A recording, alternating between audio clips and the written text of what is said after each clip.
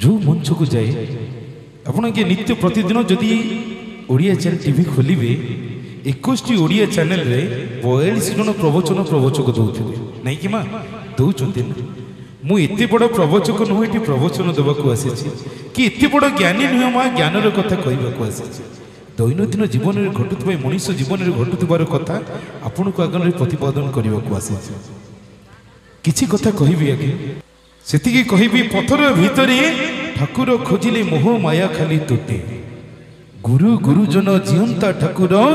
जीवनर चला बाटे अरे दूध दही खिया कदली नड़िया मंदिर रे सिना भासे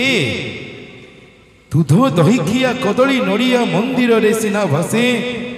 घरे तो अछंती चलंती देवता घरे तो अछंती चलंती देवता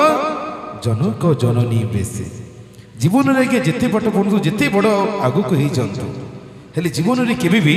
निजर बापा माँ को आज्ञा हेडादर करेंगे अकिंचन मानसर एतिकी निवेदन मो माँ मान को एत संख्यक उपस्थित अच्छा एवं टी कौटे पढ़ी मन पड़ जाए माँ को देखिले से सुंदर कथा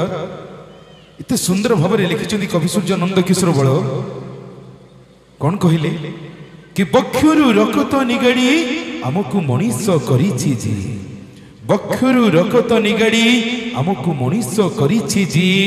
माँ ठारु बड़ धर्मकारिणी संसार रे अबाकी संसार रे अबाकी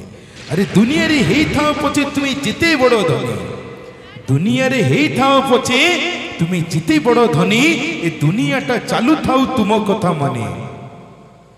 भाई माने टिके मोर ध्यान देबे कथाटा को दुनिया रे हेई था पछे तुमे जिते बड़ धनी ए दुनियाटा चालू थाउ तुम कथा माने हेले ए जीवनर रंग जमा भी मीठा लागिबनी जदि तुम मथारे नाही ना ए मो माँ रो पणुत कानी